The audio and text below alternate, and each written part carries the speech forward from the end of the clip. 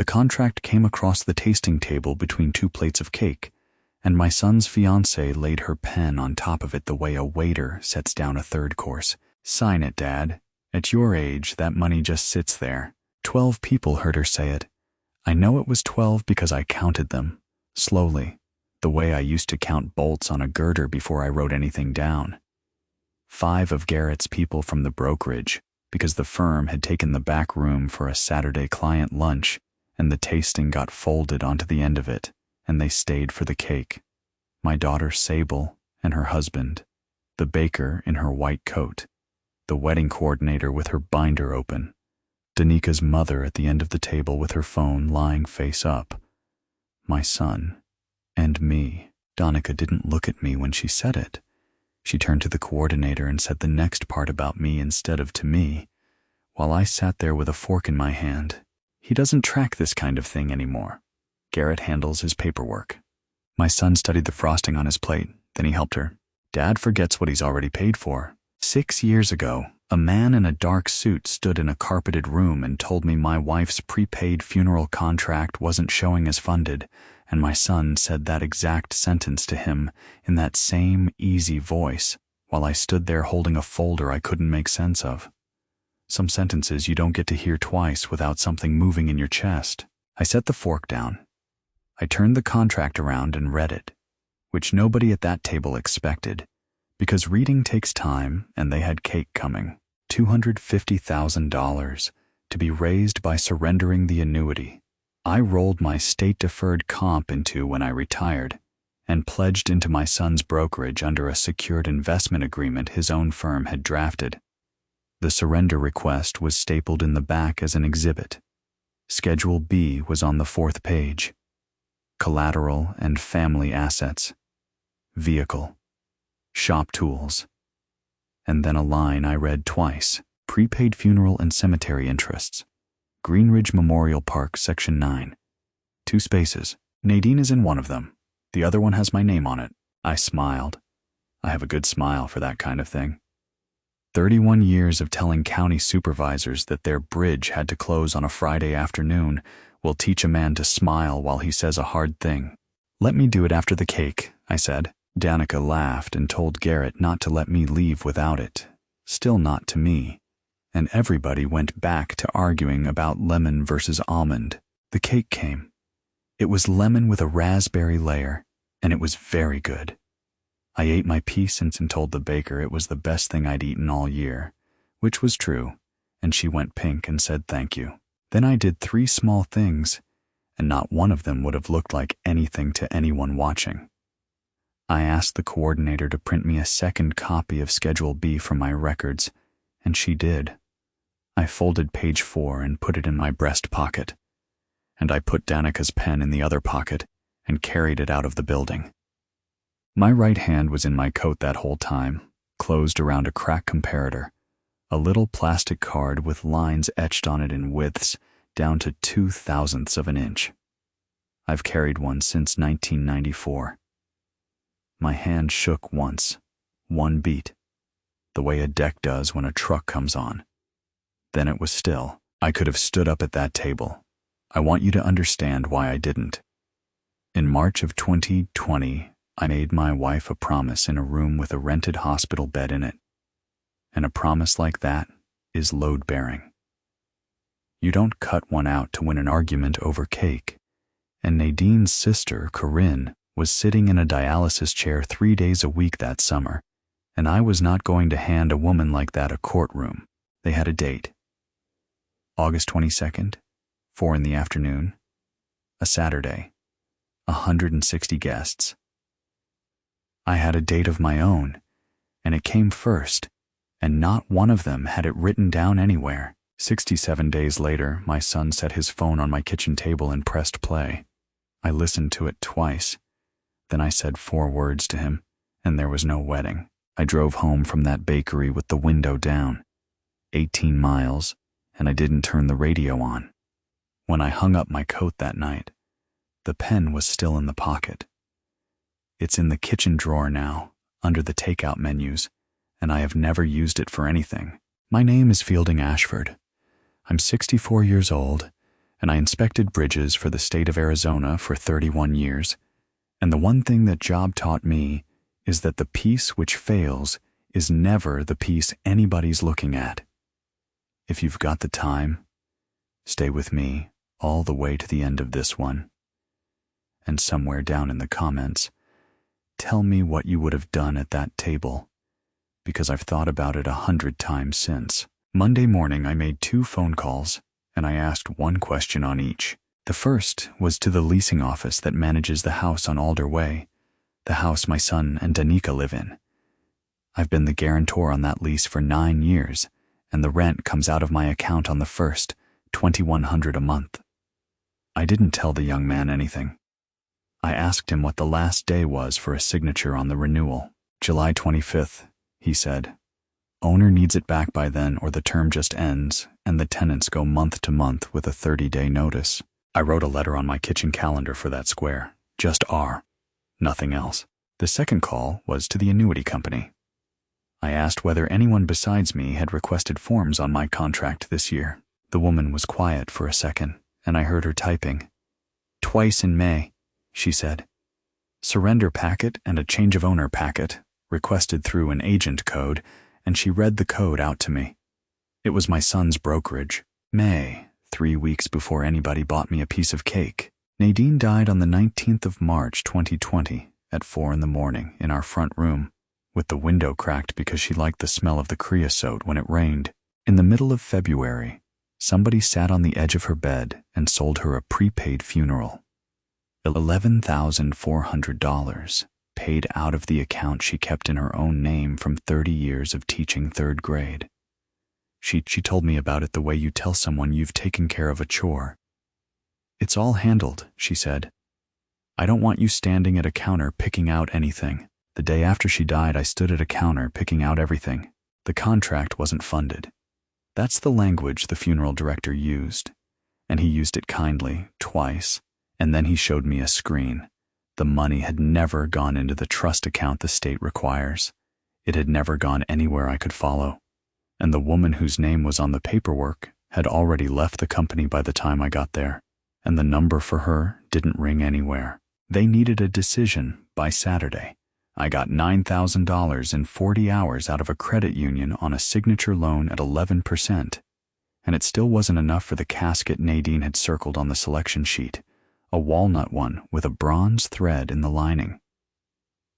We put her in the cloth-covered one at the end of the row, and my son stood in that carpeted room and told the director not to worry, that his father forgets what he's already paid for. Sable didn't say anything. She was there. She didn't say anything. I finished paying that loan off in 2021, and that same year I paid cash for the 2 spaces at Greenridge, $6,800, because I wasn't going to leave that hanging over anybody.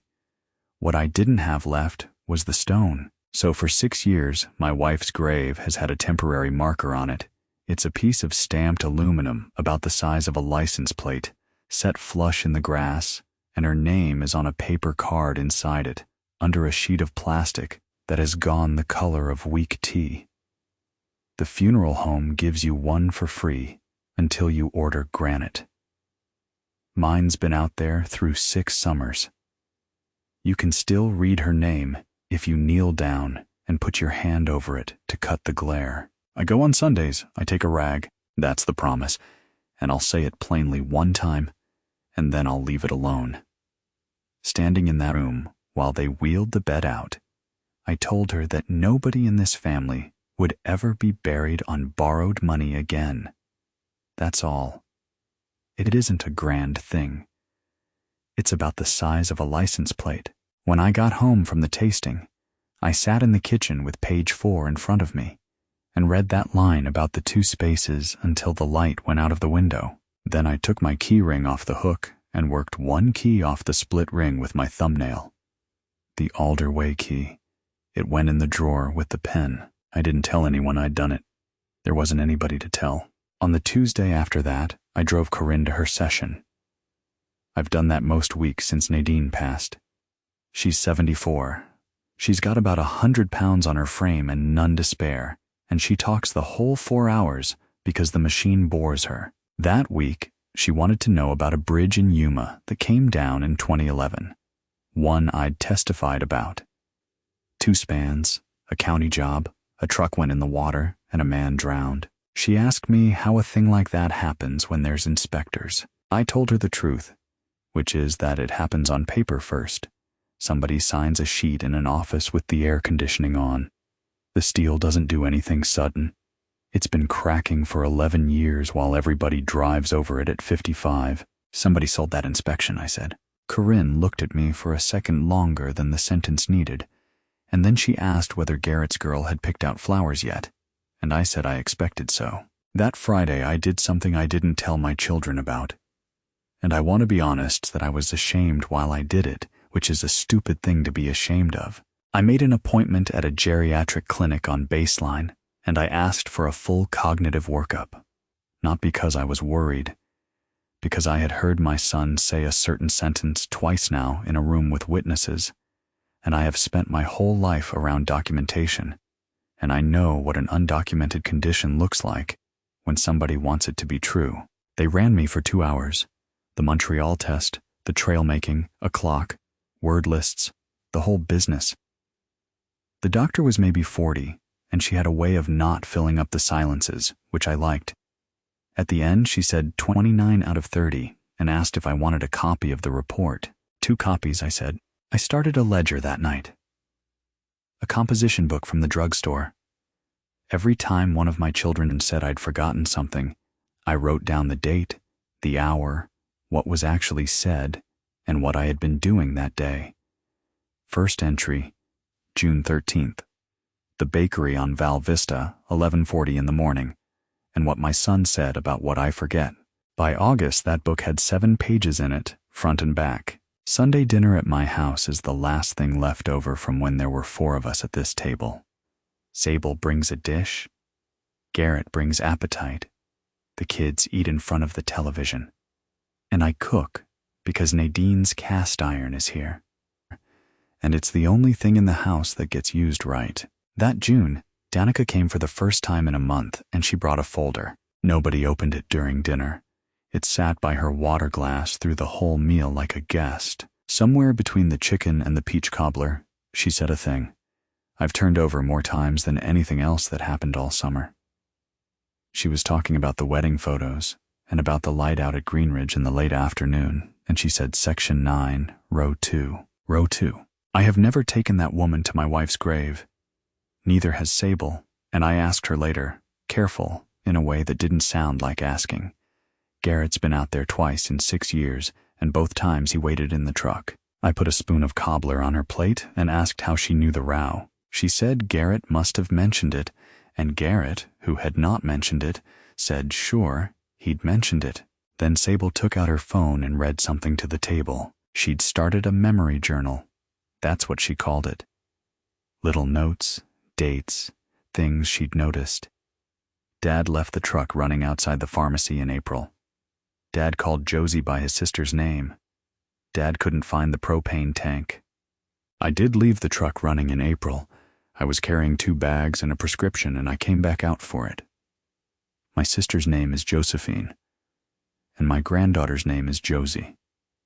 And I have called that child Josephine since the day she was born because it makes her laugh. I didn't argue with any of it. Arguing is the tell they were fishing for. A man who yells about his memory has just given you a story about a man who yells. I said it sounded like a useful thing to keep and asked if anybody wanted coffee. That night I wrote it all down. June 21st, 7:15 p.m. My own dining room, 5 people at the table, and my daughter reading a list about her father out loud to her brother's fiancée. Underneath I wrote the propane tank was where it always is.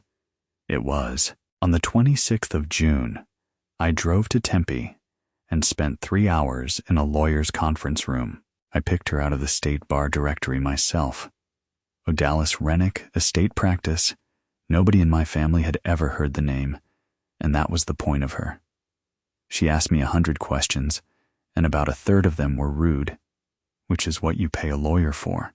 We did 4 things. A new will.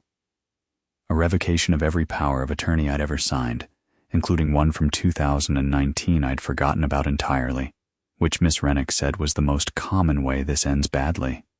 A durable healthcare directive naming somebody who is not my son, and a self-proving affidavit in front of a notary, 2 witnesses, and neither of them stood to gain $1. Ruben Alcaraz, who ran deck crews with me for 19 years and is 71 and deaf in his left ear, and Odessa Pyle, who was a court reporter in Maricopa County for 3 decades and can still sit through anything. And we recorded it.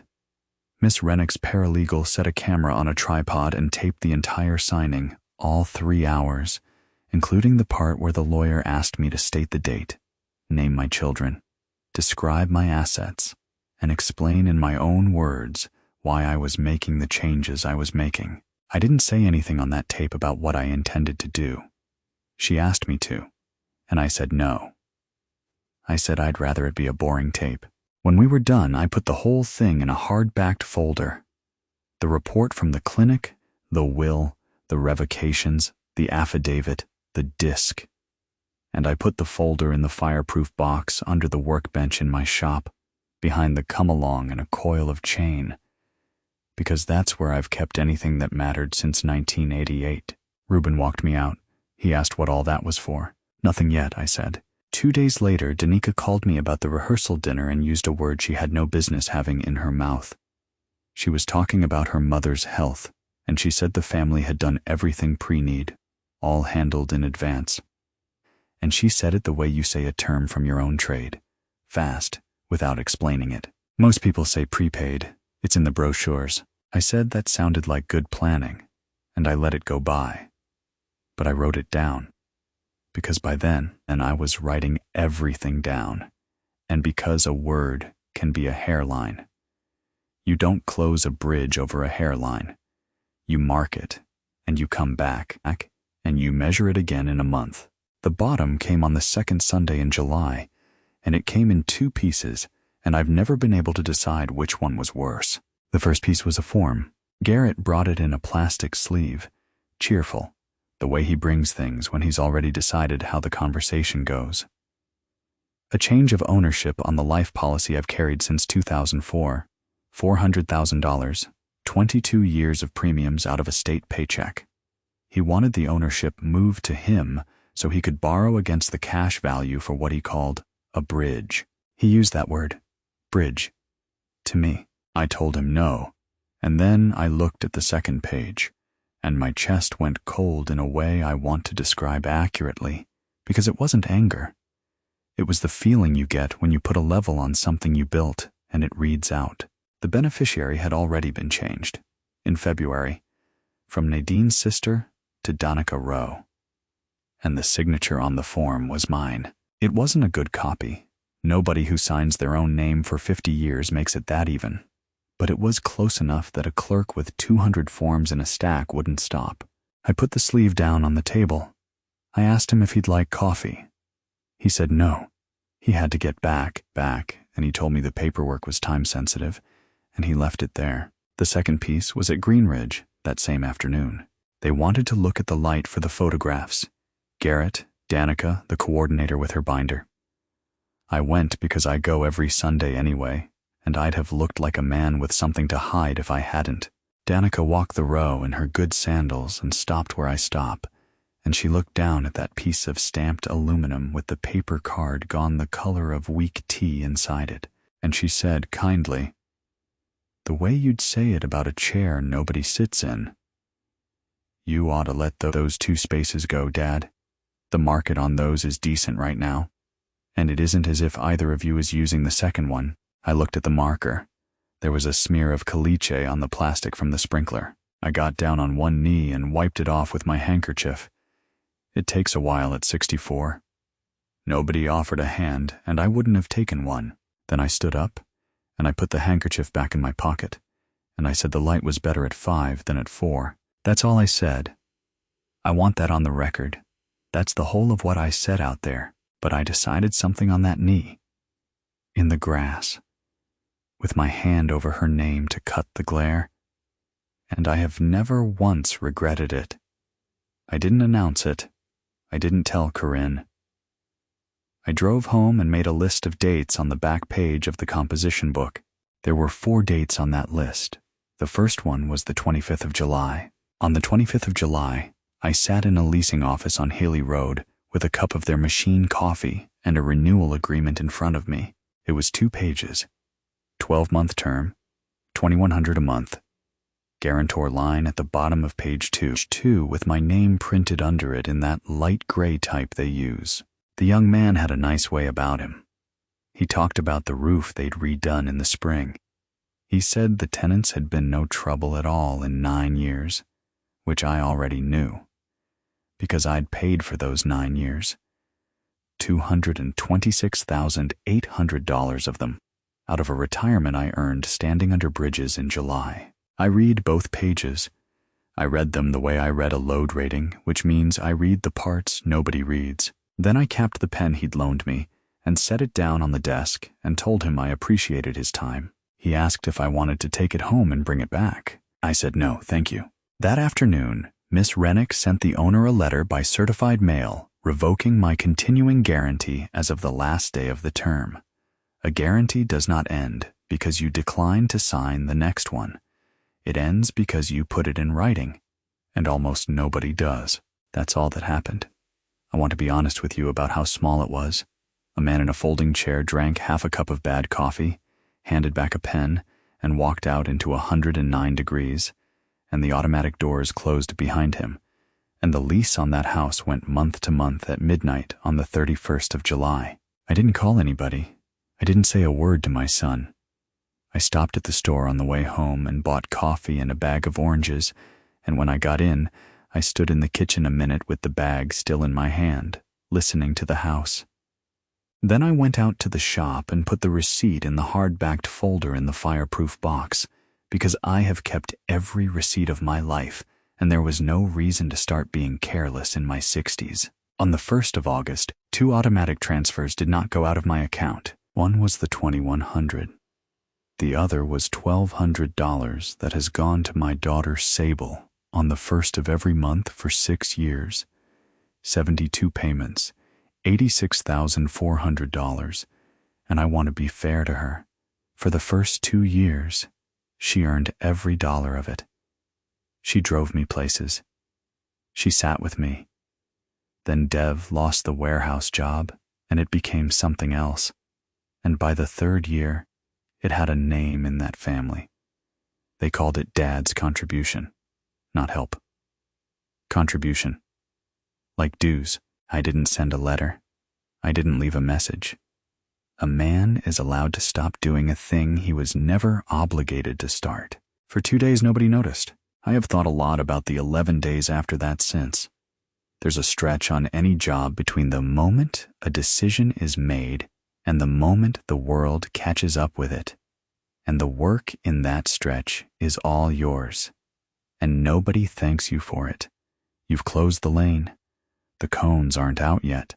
Cars are still coming over at 55. Here is what they did with those 11 days while the ground was already gone. They put a deposit on a tent, 40 by 60, sidewalls, 2 swamp coolers, because you cannot put 160 people outdoors in Arizona in August without one. And the deposit was $3,200, non-refundable after the first. They mailed the invitations, 160 of them, heavy cream paper, my last name in raised letters on the front. Danica told the leasing office they'd be interested in buying the house outright in the fall and asked whether the owner would carry paper. The young man mentioned it to me later, apologetically, the way you mention something you assume the family has already discussed. And at a fitting on the 4th of August, in a shop in Chandler with 3 other women present, my son's fiancée called me the old man with the pen. I got that from the seamstress. She's Reuben's niece. She told him and he told me on the phone, and then he was quiet, and then he said, "Fielding, you all right?"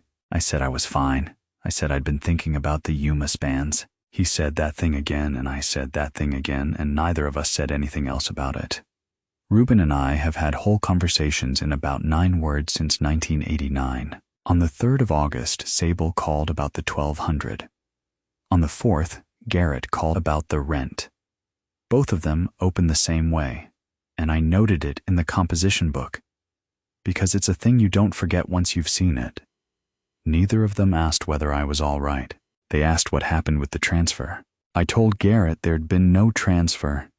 He said the bank must have flagged something. I said, maybe so. He came over that evening and stood in my kitchen with his tie loose and told me he needed me to call the bank in the morning and get it unstuck, and I said I'd look into it, and I put the kettle on. Then he did the thing he does when he's frightened, which is get bigger. He said Danica had been right about me. He said everybody had been walking around this for 2 years. He said, and I am quoting him, because I wrote it down that night at 8:50, that at some point a person has to admit he isn't managing. I poured the tea. I put his cup in front of him, and I sat down across from my son at the table where he did his homework. I said, let me look at that. That was all. He took it for agreement because he wanted to, and he left 20 minutes later feeling better than when he came in.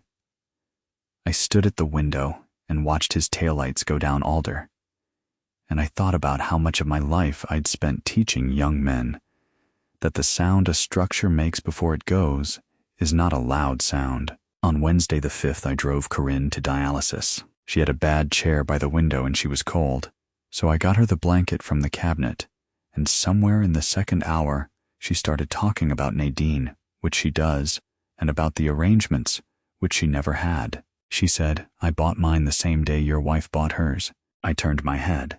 The two of them had gone in together, she said. Nadine had been 5 weeks from the end and had gotten it into her head that the whole business ought to be handled so nobody would have to stand at a counter. So they'd both signed. Corinne's was smaller, 7,000 and change, because she didn't want any fuss. I asked her, and I kept my voice exactly level, whether she'd ever gotten anything from the funeral home about it since. She said she hadn't, but her folder was somewhere in the apartment, and she'd look, and did I want a cup of that terrible ice they give you? I said yes to the ice. I sat in a molded plastic chair beside a 74-year-old woman with a needle in her arm, and I did arithmetic. 11,400 and 7,000 and change, and 2 women who signed on the same afternoon in February of 2020, and 1 paper trail that had gone into a hole somewhere between a bedside and a trust account. 2 is a pattern. 1 is a mistake. I've written that sentence in a report more than once. On the 6th of August, my children filed a petition in the probate division of the Maricopa County Superior Court, asking the court to appoint a conservator over my estate. I found out from a process server. He was about 25 and he apologized twice, and I told him it wasn't his doing and offered him water because it was 114 degrees. The petition said I was unable to manage my property and financial affairs. It said I had made erratic decisions with substantial assets in recent months, including the abrupt discontinuation of long-standing family financial support. It said I had been the subject of concern by multiple family members over a period of 2 years. Exhibit A was the surrender packet that never got signed. Exhibit B was an affidavit from my son. Exhibit C was my daughter's memory journal. All of it. The propane tank, the truck outside the pharmacy, my granddaughter's name, and clipped to the back, because a petition like this has to include a financial disclosure of the estate they're proposing to manage, was a 14-page inventory of everything I own, everything I owe, and every account I've held for 6 years. I sat on the front step with those pages on my knee until the light went orange on the block wall across the street. Then I read the last section twice, and I started to laugh, and then I stopped laughing, because a man laughing alone on his own front step at 7 in the evening is exactly the picture they were painting of me, and I have never in my life given anybody a free photograph. I called Miss Rennick's answering service and left my name. There were 3 things in that financial disclosure my children had never seen. They had pulled it out of my accounts with that power of attorney from 2019, the one the bank was still honoring right up until the last week of June, and neither one of them had read all 14 pages because reading takes time and they had a wedding coming. The first was a $9,000 signature loan from a credit union, taken out on the 21st of March 2020 and paid off in 11 months.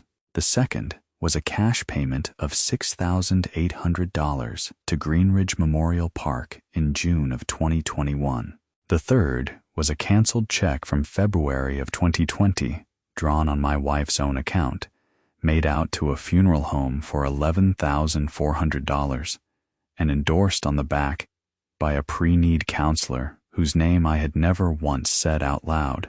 The court sent a man out to see me on the 11th of August. Arizona does that.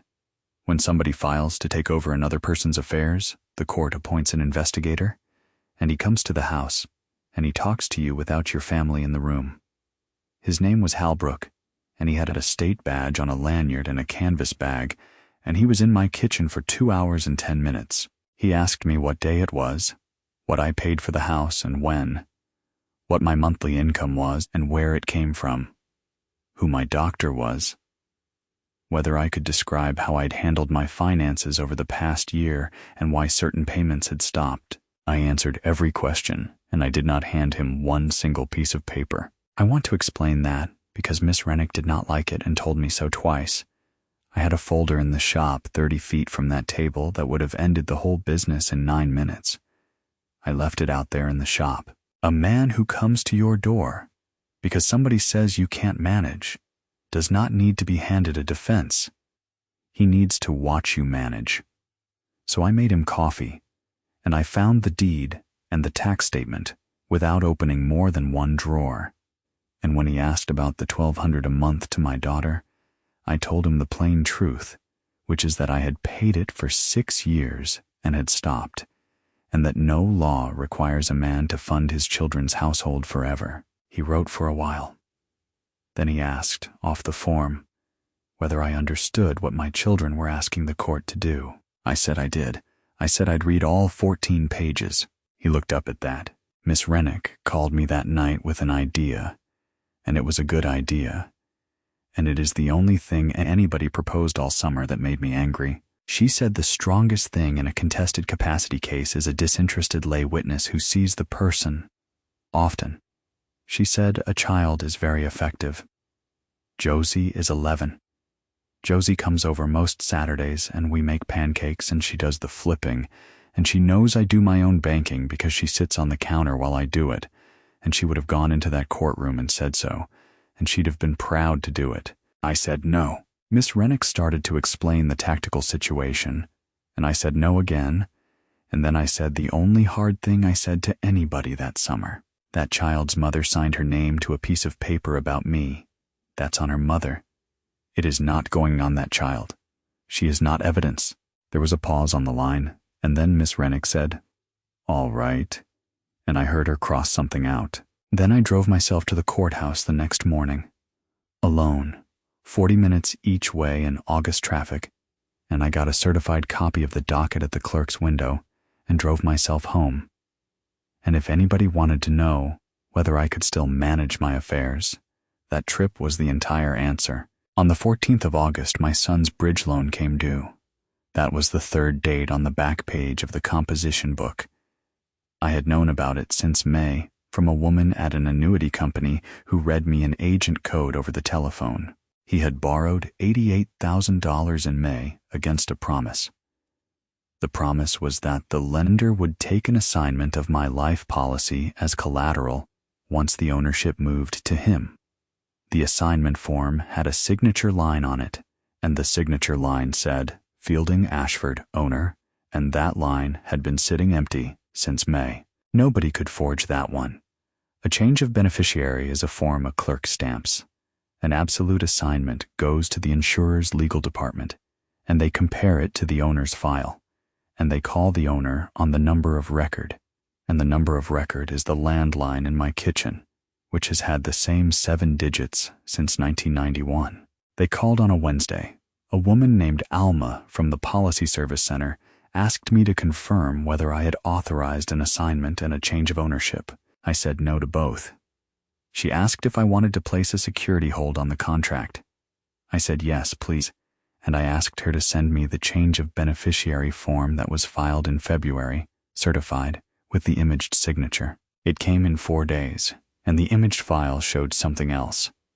The mailing address of record on that policy had been changed in January to a post office box in Chandler.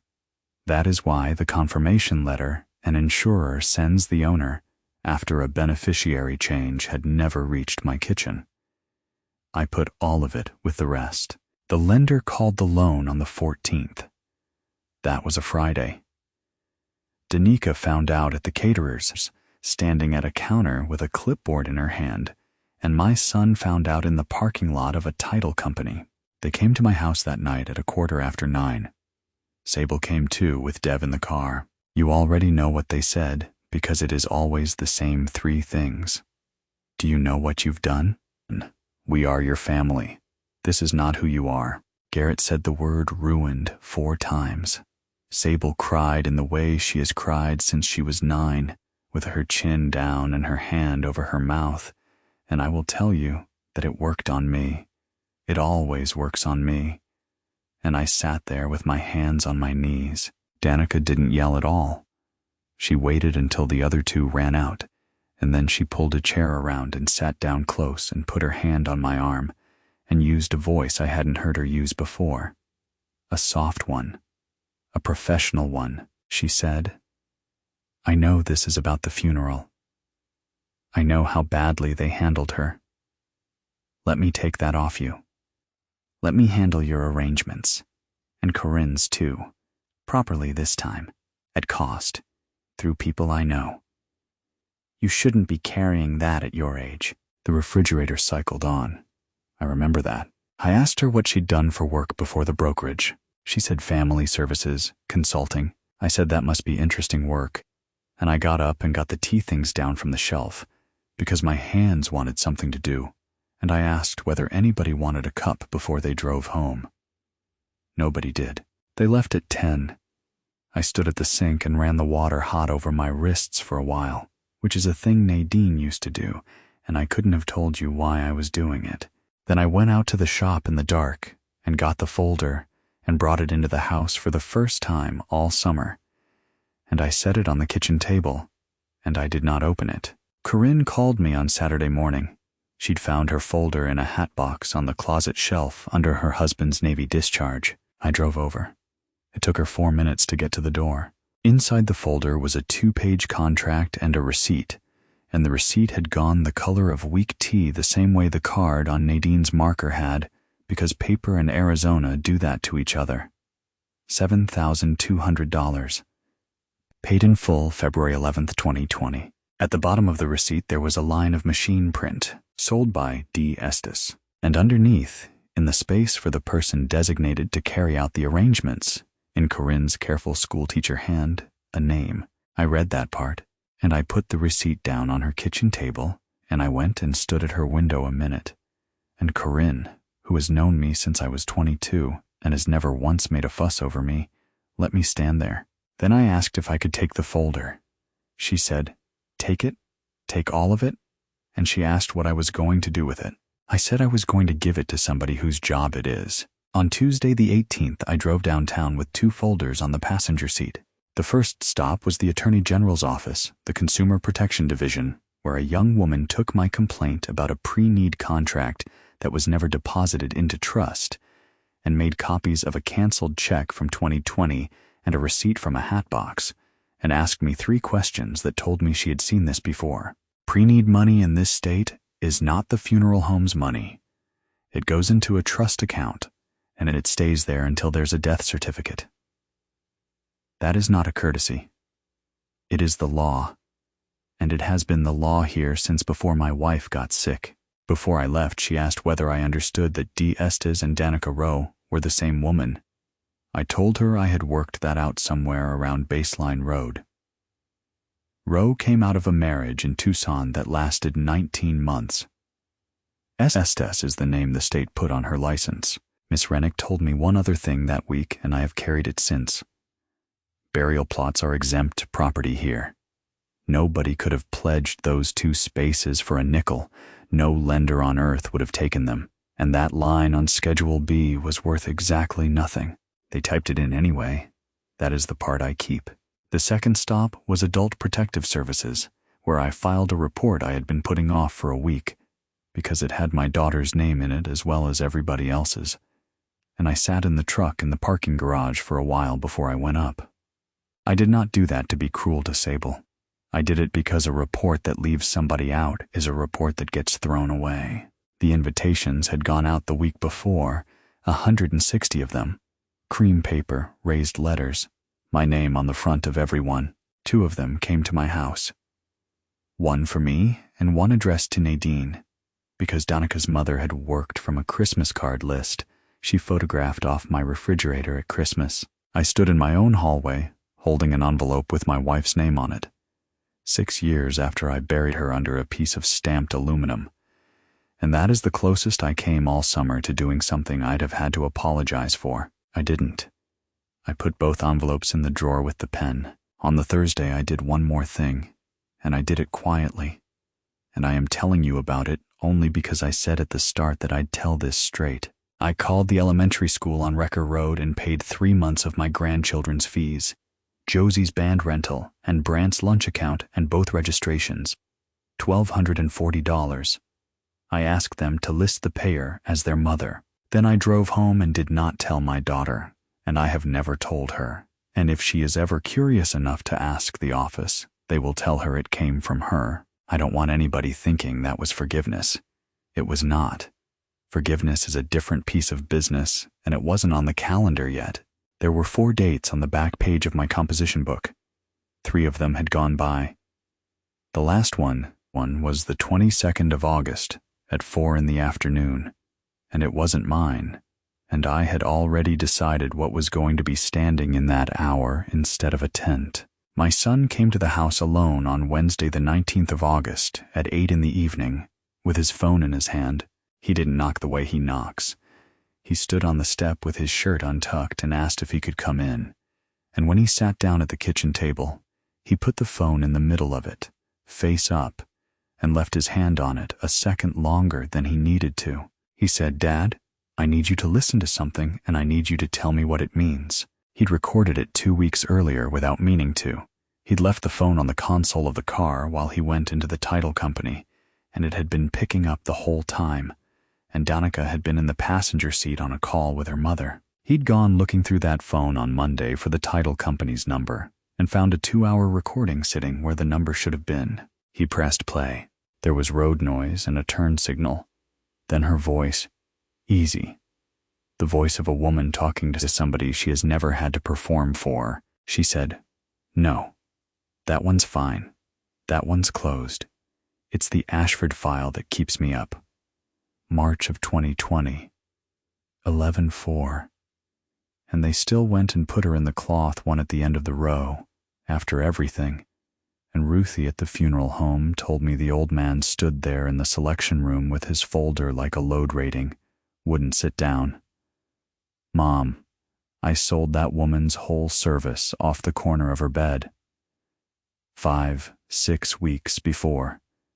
She had a hand like a bird, then a laugh, not a cruel one, which is worse, and then, if he'd ever once looked up from that folder, that would have been the end of it. The recording ran another 11 seconds.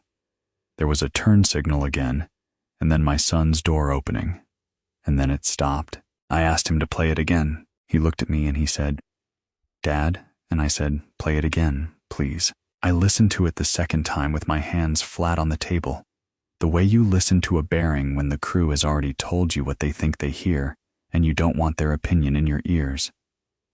I listened for the parts around the words, the turn signal, the date, 11/4, the corner of a bed, 5 weeks before. 5 weeks and 2 days before is the 11th of February 2020, and I was in Yuma County that whole week on a deck rehabilitation, and I came home Fridays. That is how a man's wife gets sold a funeral off the corner of her own bed by a stranger, and it isn't complicated, and it isn't a mystery. She was there on a Tuesday. I was on a bridge. I got up and got the hard-backed folder off the counter and set it on the table between us and opened it. The report from the clinic on baseline, 29 out of 30, dated the 19th of June. The new will, the revocations, the affidavit with 2 witnesses who don't get $1, the disc from the signing, 3 hours, with the date read out loud in my own voice at the beginning, the certified copy of the change of beneficiary form from February with a signature on it that is not mine, the canceled check for $11,400, Corinne's receipt with the machine print at the bottom. Garrett went through it in order. He is not a stupid man. He has never been a stupid man, and that has never been what was wrong. He got to the petition his own lawyer had filed, and he understood, about 4 seconds before I would have said it, that a court was going to read the 14 pages he had attached to it, and that those pages contained a canceled check with a name on the back, and that he was the person who had put them in front of a judge. He said, "Oh God." Then he said, "Why didn't you tell me?" And I said, "Because you were not asking me anything." He put his head in his hands and he asked me what I wanted. "What do you want, Dad?" "Tell me what you want and I'll do it." He was 12 years old for about 4 seconds there, and I have to be honest with you. I felt sorry for him. And I let myself, because I have never gotten around to being the other kind of father. Then I told him. I said 4 words, and I said them quietly, because I had spent a whole summer learning that you never have to say the true thing loudly. She sold that funeral. Garrett didn't understand at first. Then he did. I watched it arrive in him the way you watch water find a crack, which is slow and then all at once, and he said her name once, as a question, to nobody. He drove to her apartment that night. I don't know everything that was said, and I don't want to. What I know is that at 11:40 the next morning, 160 people started getting phone calls, and by Friday the tent company had kept the deposit, and there was no wedding on the 22nd of August. On the Thursday I drove Corinne to her session, and afterward I sat in her kitchen while she ate the only thing that goes down easy after dialysis, which is toast with too much butter on it. She asked me a question. She said, what was it supposed to be? Her service, if nobody had touched it. Start at the beginning and don't leave anything out. I've got all afternoon and I'm not going anywhere. And she folded her hands and she waited. Nobody had asked me a question like that in 6 years. Not one. Not what do you think? Not what do you want? Not how would you have it? For 6 years, I had been a signature that hadn't come in yet, and my own daughter had kept a list of what I couldn't remember. And here was a woman with a needle bruise in the crook of her arm, asking me to describe a funeral in full, and meaning it, and wading through the parts where I had to stop. It took an hour and 10 minutes. She got up once for water and came back and said, "Keep going. You were at the hymn." The hymn was In the Garden because her mother sang it, and Nadine thought it was sentimental, and she wanted it anyway. The hearing was that Friday, the 21st, at 9 in the morning, courtroom on the 4th floor. It took 19 minutes. Miss Rennick put in the clinic report and the affidavit, and offered the recording of the signing, and the judge said she didn't need 3 hours of tape. Mr. Halbrook's investigator report was already in the file, and I don't know what all was in it. But I know he had written that I found my own deed in one drawer. My son did not appear. His lawyer stood up and asked to withdraw the petition. Miss Rennick objected and asked the court to rule on the merits and to reach costs, and the judge said she was inclined to, because a man's competence had been put in a public file, and the file was going to say what it said. They had never filed a physician's report. You cannot ask a court in this state to take a man's checkbook on the strength of a phone journal. My daughter was there, in the second row, in a blouse I bought her. The court denied the petition on the merits, entered a finding that I am capable of managing my property and my affairs, and assessed the costs and my attorney's fees against the petitioners under the statute that lets a judge do that when a petition wasn't brought in good faith. $22,300. And then, because a probate judge in a county this size sees this exact thing twice a month, She took the 14-page financial disclosure the petitioners had filed, and she referred the canceled check attached to it to the Attorney General's office on her own motion, in open court. They had walked their own evidence up the courthouse steps for me. Everything I would have had to fight a year for, they gathered and stapled and filed to prove that I was too far gone to be trusted with my own name. I was out on the sidewalk at 9:20. It was 101 degrees at 9:20. We held it on the 22nd of August at 4 in the afternoon at Greenridge, Section 9, Row 2. That was the hour that had a tent in it on somebody's calendar. 41 people came. Ruben Alcaraz and half a bridge crew that hadn't worked together since 2009. Odessa Pyle. 3 teachers who had shared a classroom wall with my wife. Corinne, in a folding chair with a blanket over her knees in 104 degrees because she would not sit in the car. Sable came. She stood at the back and she left before the end, and she has never once mentioned it, and neither have I. Garrett stood at the end of the row the whole time and never came up to the front, and I let him stand where he needed to stand. Josie handed out the programs. She had made them herself on the computer, and she'd put a photograph on the front of her grandmother at the sink in our old kitchen, laughing at whoever was holding the camera, which was me. The Attorney General's office had 9 files by the end of September. 9 pre-need contracts sold by the same counselor over 3 years, none of them ever deposited into trust, $114,000 in total, and 8 of the 9 people whose names were on those contracts were already dead. The 9th was Corinne. She is the only living witness to a thing that was done to 8 dead women, and she is 74, and she goes to a dialysis chair 3 days a week, and when the investigator came to take her statement, she asked him to wait while she put on her earrings. Restitution got ordered in November. Corinne's share came to about $9,000 with the interest. She wouldn't take it. We were at her kitchen table when she told me. I'd brought the letter over and I read it out to her, and when I finished, she shook her head and pushed her folder across the table at me. The 2 pages and the receipt gone the color of weak tea. She said, "Look at the bottom line again. The one you didn't finish reading in August.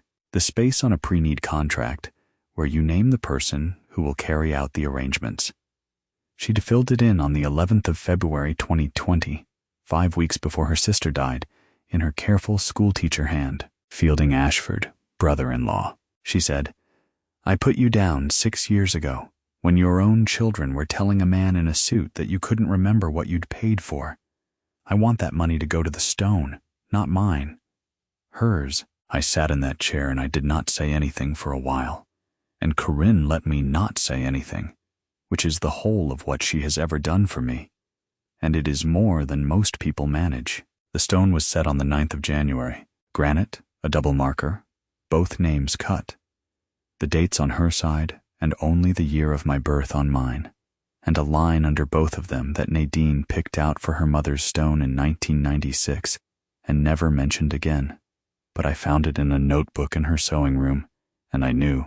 When they set it, the man from the monument company pried up the aluminum marker with a screwdriver and asked me if I wanted it thrown out. I said I'd take it. It's in the drawer in my kitchen, with the pen and 2 envelopes from a wedding that didn't happen. I don't look at it.